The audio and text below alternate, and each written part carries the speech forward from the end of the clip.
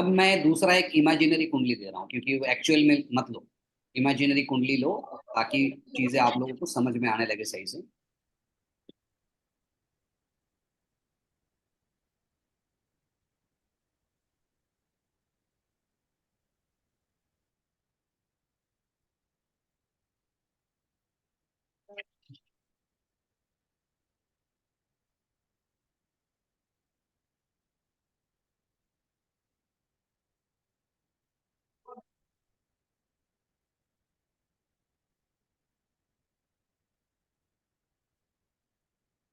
कितना इंटरेस्टिंग है, देखो कि मजेदार, बहुत।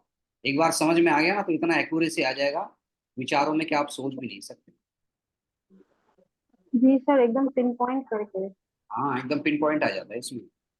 जी। ये मेरा खुद की कुंडली है इसलिए दे रहा हूँ मैं इसको भी इमेजिनरी कुंडली मान के चलो।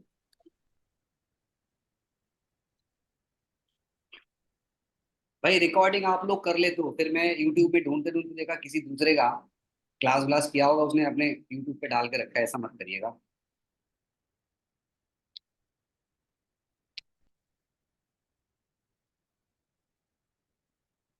सर एक बार रिकॉर्डिंग सर का दे दीजिएगा ना सर, एक बार समझने के लिए। टिकट हो गई आपकी? सर वेटिंग में है, हो जाएगी लेकिन जहाँ तक है सर। रिकॉर्डिंग मिलनी चाहिए। गलत लिख दिया मैंने। सर जब आप रिकॉर्डिंग डालते हैं ना यूट्यूब पे, तो उसको अनलिस्ट करके डाल दिया करो, ताकि हर कोई ना देख पाए, क्या? अगर आप वैसे करना चाहो। अच्छा, वो मैं पूछ लूंगा आपसे कैसे क्या करना होता है। हाँ।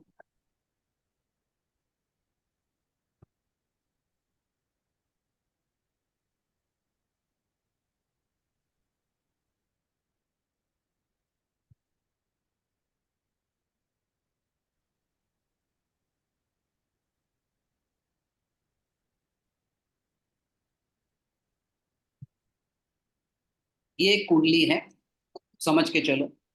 अब इस कुंडली में हमें क्या दिख रहा, हमें ये दिख रहा है कि इस कुंडली में अभी बृहस्पति और सूर्य के ऊपर से बृहस्पति का गोचर हो रहा है।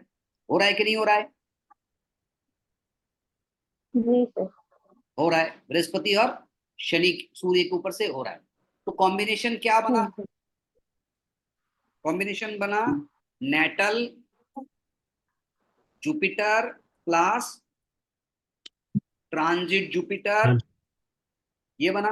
दूसरा कॉम्बिनेशन क्या बना? नेटल सन प्लस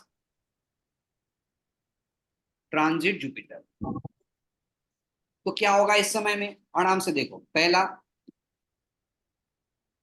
बृहस्पति के ऊपर से बृहस्पति का गोचर हो रहा है, जो रिजल्ट होगा सो होगा। सूर्य नेटल सूर्य के ऊपर से बृहस्पति का गोचर हो रहा है, तो यहाँ सूर्य के ऊपर से बृहस्पति का गोचर हो रहा है, तो क्या होगा? Name fame respect power authority popularity, इस प्रकार की चीजों के इंडिकेशंस मिलते हैं। अब तो ये पूरा साल रहेगा, पूरा जो है 2024 के अप्रैल से लेके 2025 के अप्रैल तक रहेगा। अब ये आदमी यदि आपसे ये सवाल करता है कि मेरा तो जुपिटर के ऊपर से सन के ऊपर से जुपिटर का गोचर हो रहा है, तो मान सम्मान में वृद्धि के योग बनते हैं, ठीक है, और जो भी है संतानों को लेके सुख वगैरह इस प्रकार के योग बनते हैं, लेकिन वो एग्जैक्टली कब होगा, तो उसके लिए हमें क्या देखना पड़ेगा? विनाष्टक। किसका? 10th लॉर्ड सर, शुक्र सैटर्न का। का। हाँ, नेट। अरे सर करियर को शनि का, लेके है शनि तो का। सैटर्न 10th हाउस का कैरियर को देखेंगे। लेकर करना हो तो फिर सूर्य का, शनि का। सूर्य का, सिर्फ सूर्य का। 7, 8 में 10। सर किड्स के लिए देखना है। नहीं, मैंने कुछ नहीं बताया, मैंने बताया कि अच्छा। इस व्यक्ति के 2000, ये जो कॉम्बिनेशन बना, इसीलिए तो मैंने ये लिखा ना, ये जो कॉम्बिनेशन बना यहाँ, सन के ऊपर से जुपिटर जा रहा है, इसका आउटकम क्या है? What is the outcome of sun and Jupiter? परिणाम क्या है? Name name fame fame. Popular. बस सिंपल सी बात है, नेम फेम पॉपुलैरिटी। ठीक है, so it's a combination of name fame, इस प्रकार के, चलो कोई पद पॉपुलैरिटी। पद प्रतिष्ठा। हाँ, पद प्रतिष्ठा। अष्टक वर्ग देखना पड़ेगा ना सर। तो ये पॉपुलैरिटी, अब ये पूछता है कि ये तो पूरा साल मेरे को पॉपुलैरिटी के जोक बना हुआ है, लेकिन उसमें भी कौन सा वो महीना रहेगा, कौन सा वो पीरियड रहेगा जो मेरे लिए सबसे अच्छा रहेगा। तो यहाँ पॉपुलैरिटी के कारक ग्रह कौन है? सूर्य है ना। सूर्य का विनाश देखना है। हाँ, सूर्य का विन्नाष्टक वर्ग देखना पड़ेगा। उस विन्नाष्टक वर्ग में सूर्य जब जब ताकतवर बनेगा उस समय में ही उस टाइम। पॉपुलैरिटी सबसे अधिक मिलेगा।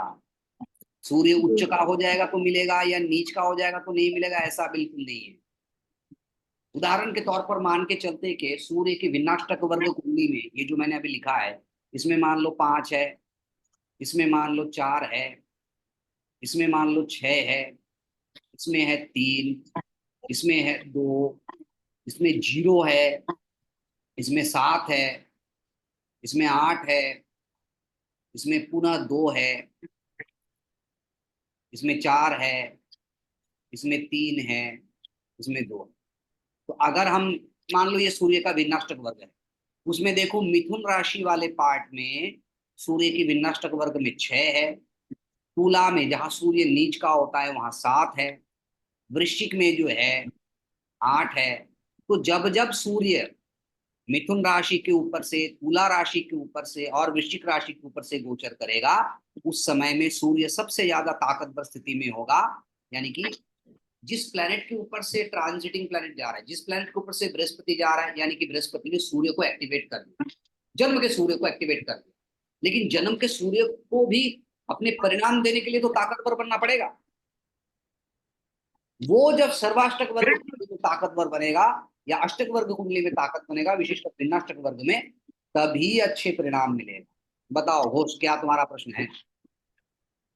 हाँ सर, तो यहाँ से अगर देखें तो मिथुन राशि आपके लिए कन्या राशि और आपके वृश्चिक राशि जो रहा आपका, इस राशि में ऐसे आपको मतलब उस साइड से, मतलब उस डायरेक्शन से आपको बेनिफिट मिलेगा।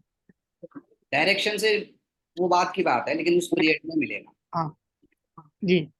अब पीरियड क्या है? कन्या मिथुन राशि के ऊपर से 14 अप्रैल में, हाँ। 14 जून से लेके 14 जुलाई, है ना? हम्म। उस प्रकार से देखना पड़ेगा। अक्टूबर टू नवंबर, नवंबर टू दिसंबर, ये जो पीरियड रहेगा वो अच्छा रहेगा। मैट विषय समझ में आ रहा है कि नहीं आ रहा है, ये बताओ। खाली इतना देखना है जिसको गुरु एक्टिव कर रहा है उसका भिन्नाष्टक देखना है। हाँ, उसका विन्नाष्टक वर्ग देखना पड़ेगा। अब मैं आप लोगों में से किसी का कुंडली जो है वो लूंगा, ठीक है? कहाँ गए? प्रीति जी, आपको समझ में आ रही है? Yes sir. हाँ, अभी आपकी कुंडली में बृहस्पति कौन से भाव के ऊपर से जा रहा है? सर पंचम भाव से। आप बताओ। पंचम भाव जो है हायर स्टडीज, संतान, इस प्रकार की चीजों को दर्शाता है, करेक्ट? Yes sir. तो आपको ये बताना होगा कि आप ही की कुंडली के अनुसार आपके बच्चों के लिए इस साल अप्रैल 2024 से लेके अप्रैल 2025 में बीच में सबसे अच्छा समय कौन सा रहेगा?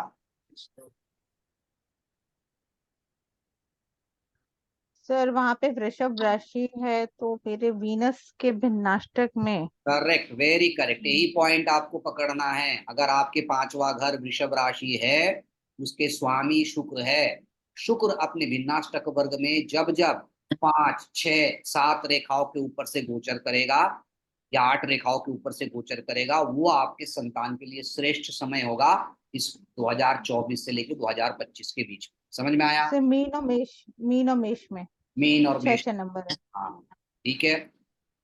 अभी सर मेरा भी शुक्र केतु के ऊपर से है सर। नहीं शिल्पा जी, आपके आपके कुंडली में बृहस्पति कौन से भाव के ऊपर से गोचर कर रहा है या कौन से ग्रह के ऊपर से गोचर कर रहा है? शुक्र और केतु के ऊपर से सर। शुक्र और केतु के ऊपर से गोचर कर रहा है ना? हाँ, 12th हाउस में है शुक्र और केतु। उसकी कोई मतलब नहीं है, हम हाउस वाले पार्ट में बाद में जाएंगे। पहला तो शुक्र के ऊपर नहीं, ध्यान से हाँ। एक एक करके देखो। बुर्ज खलीफा बना के लिए भी ईंट के ऊपर ईंट रखना पड़ता है, ऐसे उठा के बिठा नहीं सकते। तो एक एक बारीकी को समझ लीजिए, पूरा बिल्डिंग बनता जाए। आपके कुंडली में शुक्र के ऊपर से बृहस्पति का गोचर हो रहा है, यानी कि इस वर्ष में आर्थिक योग, लग्जरी के योग, धन प्राप्ति के योग, ऐशो आराम के योग आपके बन रहे हैं। यहां तक समझ में आ गया आपको? हाँ अब सवाल उठता है कि 2022 के मई महीने से, सॉरी 2024 के मई महीने से 2025 के मई तक ये पूरा जोग बना हुआ रहेगा। हाँ यहां समझ में आ गया? हाँ, ये समझ में।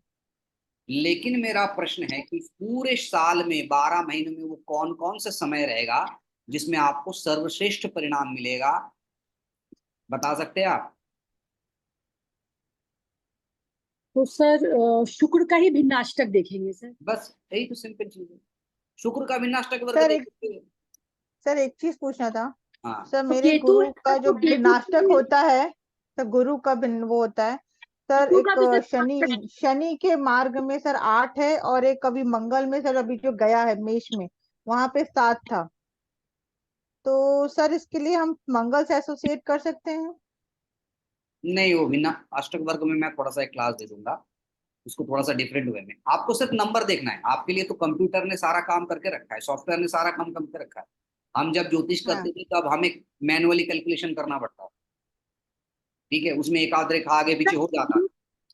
सर लेकिन गुरु का केतु है तो फिर केतु का भी नहीं नहीं भिन्नाष्टक नहीं बताएंगे ना, आप प्रिंसिपल को समझ लीजिए, क्यों अपने कुंडली के पीछे पड़े हैं? अरे केतु के ऊपर से जा रहा है, फिर भी हम राशि केतु देखेंगे केतु सर, हम चेंज तो नहीं होगा। केतु अरे एक, यार क्लास कराने दीजिए ना, बाद में पूछिए आप।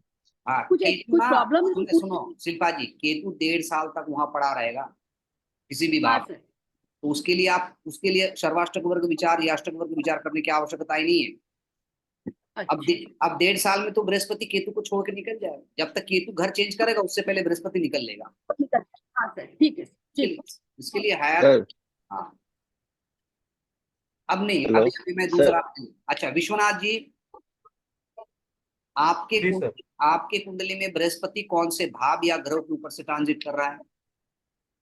वीनस के ऊपर से कर रहा है 11th हाउस में। मैं एक कुंडली थोड़ा सा ड्रॉ करना चाहूंगा एक बार।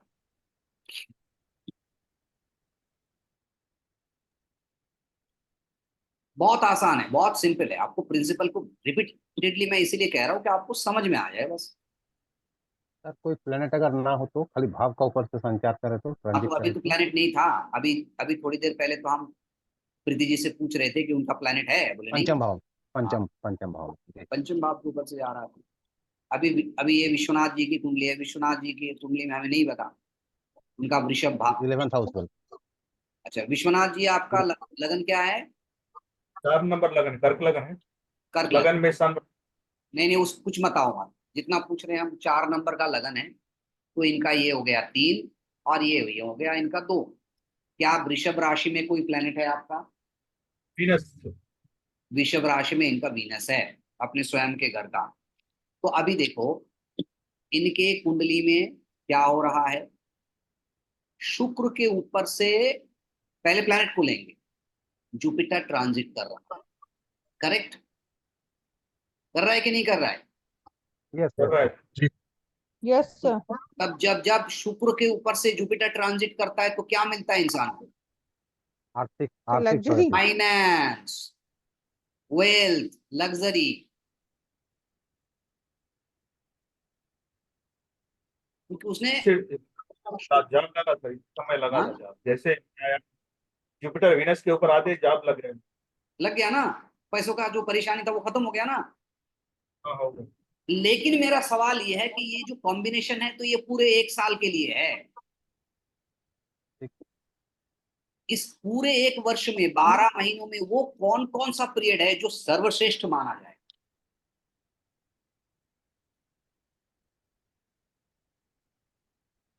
वो पीरियड है जब अष्टक वर्ग में, जब शुक्र के अष्टक वर्ग में, क्योंकि हमें वो बेस प्लेनेट को लेना है, जब शुक्र अपने अष्टक वर्ग में 6, 7 या 8 रेखाओं वाले घर के ऊपर से जाएगा। समझ में आया? अब आप अपने कुंडली खोल के शुक्र के अष्टक वर्ग को खोल के मुझे ये बताओ कि वहां 6, 7 या 8 रेखा कौन कौन से घर में है? 7 रेखा है, 11th हाउस में है।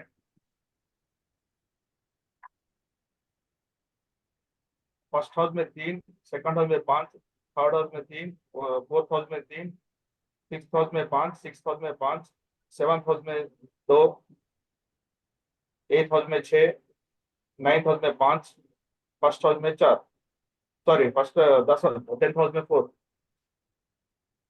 कोई बात, हमने रफली कर लिया, हमें समझना है। तो हम यहाँ देख रहे हैं कि यहाँ 7 रेखा है, यहाँ 6 रेखा है। तो इन 2 घरों के ऊपर से जब शुक्र का गोचर होगा, that will be the best period. उस समय में फाइनेंशियल सक्सेस आपको मिलना है, मिलना है, मिलना, क्योंकि बृहस्पति ने शुक्र को एक्टिवेट कर दिया, फाइनेंशियल चीजों को एक्टिवेट कर दिया। अब पूरे साल जो है आर्थिक लाभ के योग बनते हैं, लेकिन उसमें भी जब इन 2 घरों के ऊपर से शुक्र का गोचर होगा, उस समय में it will give you excellent results, excellent. समझ में आया? हमें ऑलवेज बेस प्लैनेट को देखना है। सर एक डाउट है, जब आप मेरा जैसे चार्ट चेक कर रहे थे, एरीज में सैटर्न था, उसके ऊपर से जुपिटर ट्रांजिट कर रहा था, तब हमने 10th लॉर्ड का ट्रांजिट देखा था, तो हाँ, उसमें फिर मार्स का ट्रांजिट नहीं देखना चाहिए था? किसका? मार्स का, क्योंकि एरीज के ऊपर से था ना वो। नहीं नहीं नहीं, वो मैं समझ गया। यहाँ हमने पहले भावों के स्वामी के बारे में बताया, अब उसके बाद सिंपल जी प्लैनेट के बारे में भी बताया। क्योंकि एक ग्रह 2 प्रकार के रिजल्ट देते हैं, एक अपना नेचुरल सिग्निफिकेंस के अनुसार देते हैं, जो अभी मैं बता रहा था। तुम्हारे क्षेत्र में मैंने भावों का भी स्वामी को ले लिया, हमें दोनों ही देखना। अभी जो कुंडली ओके हमने देखा विश्वनाथ जी का, उनके एकादश भाव का स्वामी कौन है? शुक्र है। जी तो शुक्र जब स्ट्रॉन्ग पोजीशन पे होगा तो फाइनेंशियल चीजें भी स्ट्रांग होंगे, साथ ही साथ एकादश भाव भी स्ट्रांग होगा। लेकिन उनके लिए कर्क, सिंह, कन्या, तुला, चौथे घर का स्वामी भी शुक्र है, जी तो वो 4th हाउस रिलेटेड एक्टिविटीज भी देगा। ओके तो ये तीनों चीजों को कंबाइन करना, आप लोगों को खिचड़ी समझ में आ जाएगा, इसलिए मैंने फास्ट वाला पार्ट ले लिया, क्योंकि तुम लोगों सर के यहाँ बाधक, हाँ उसका इम्पैक्ट होता है, वीनस बाधक है सर, वीनस बाधक है, उसका कोई इम्पैक्ट नहीं रहेगा? बाधक, हाँ बाधक का क्या मतलब होता है? चर लगने के लिए 9th हाउस का स्वामी, स्थिर लगने के लिए 7th हाउस का स्वामी, एकादश का स्वामी, ये जो बाधक, वो कॉन्सेप्ट पे काम कर रहे हो क्या आजकल आप? वैदिक वैदिक में घुस गए। केपी नहीं, केपी ऐसा नहीं। केपी केपी बाधक में भी वैदिक में भेद घुस होता है, अंतर्वेद होता है। किसी भी सब्जेक्ट में मास्टर होना ही बड़ी बात है। अभी खिचड़ी नहीं, ठीक है? ठीक ठीक है। हाँ, वो नहीं देना। तो समझ में आया कि नहीं आया, ये बताओ सबसे पहले। थोड़ा बहुत समझ में आया? सर आया, सर हाँ, आया। जी आया सर, अच्छा, बहुत बस अच्छा लगा। बस बस, आज के लिए इतना ही। अभी काम करो जितनी भी कुंडली है, कि देखो कि बृहस्पति कौन से भाव के ऊपर से जा रहा है, उस भाव से संबंधित अच्छे परिणाम मिलेगा। बृहस्पति कौन से ग्रह के ऊपर से जा रहा है, उस ग्रह से संबंधित अच्छे परिणाम मिलेगा। परंतु एग्जैक्ट डेट निकालो उस ग्रह के ट्रांजिट को देख के कि कब वो अष्टक वर्ग में सबसे अधिक रेखाओं के ऊपर से ट्रांजिट कर। ये महत्वपूर्ण विषय है, क्योंकि अब हम क्या कर रहे थे, अरे भाई कुतुब मीनार दिल्ली में है, चलो पता है दिल्ली में है, लेकिन दिल्ली में पर्टिकुलरली कहाँ है ना, वो ढूंढना पड़ेगा। जी जी। ताजमहल आगरा में है, लेकिन हमें पता करना है कि आगरा के कौन से एग्जैक्ट लोकेशन पे ताजमहल। तो उस प्रकार से चीजों को समझना है। हमें पता है कि बृहस्पति जा रहा है पंचम भाव के ऊपर से, संतान योग बन रहा है। बृहस्पति जा रहा है पंचम भाव के स्वामी के ऊपर से, संतान योग बन रहा है। लेकिन वो कौन सा पीरियड में वो संतान भूमिष्ठ होगा या कॉन्सीव करेगा, ये प्रश्न उठता है ना, वो आपको जी बता। जी। शनि सर मान इसमें शनि मान लीजिए आपके 7th हाउस के ऊपर से जा रहा है, तो मैरिज को एक्टिवेट कर दिया। लेकिन हमें पता करना है कि उस 2.5 साल में वो कौन सा महीना होगा एग्जैक्टली जहां विवाह संगठित होगा। उसके लिए 7th हाउस के स्ट्रेंथ को हमें देखना पड़ेगा एज पर अष्टक वर्ग स्ट्रेंथ। ठीक है, इस चीज सर पर काम करें। एक डाउट है सर, हाँ अभी अच्छा सर जॉब, डाउट, हाँ, सर जॉब चेंज और ट्रांसफर इस कैसे देखेंगे सर? जॉब चेंज और ट्रांसफर इस पे अष्टक वर्ग के हिसाब से मेरे को आवाज नहीं आ रहा है, दोबारा बताइए। जॉब चेंज और ट्रांसफर होता है ना, योग ट्रांसफर का योग, जॉब चेंज जब भी जॉब में बदलाव होता है ना, वो कैसे देखेंगे अष्टक वर्ग यूज करके? पैटर्न को अष्टक और अष्टक वर्ग यूज करके उसको नहीं देखा जा सकता। उसके लिए और भी बहुत सारी चीजें। जॉब चेंज यानी कि इंटायरली कर्म का ही परिवर्तन, और ट्रांसफर का मतलब होता है कर्म के स्थान का परिवर्तन।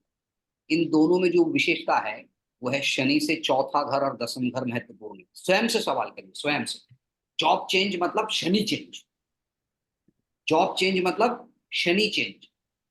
स्थान परिवर्तन, जॉब सेम रहेगा यानी कि शनि की चौथा घर, कर्म का घर, या फिर शनि से दसम घर यानी कि कर्म का स्टेटस, उसमें चेंज।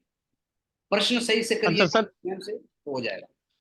अच्छा सर, सवाल है एक, वृषभ लगन है तो गुरु आपका मेष राशि में था, तो 7th हाउस और 12th हाउस दोनों को एक्टिव किया। नहीं, सवाल ही नहीं उठता। हाँ अगर वहां मंगल होता तो 7th हाउस और हाँ, 12th हाउस को एक्टिवेट कर। लेकिन 12th हाउस में तो बैठा हुआ है, तो मंगल को एक्टिव नहीं करेगा।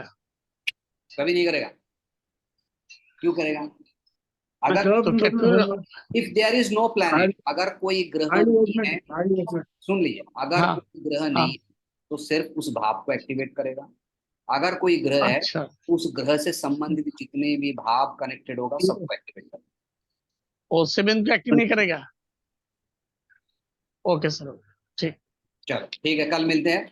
आज हमने थोड़ा सा समझाया, ज्यादा दिमाग में लोड मत लो, इस कॉन्सेप्ट को क्लियर कर लो, फाइन टाइमिंग। ठीक है।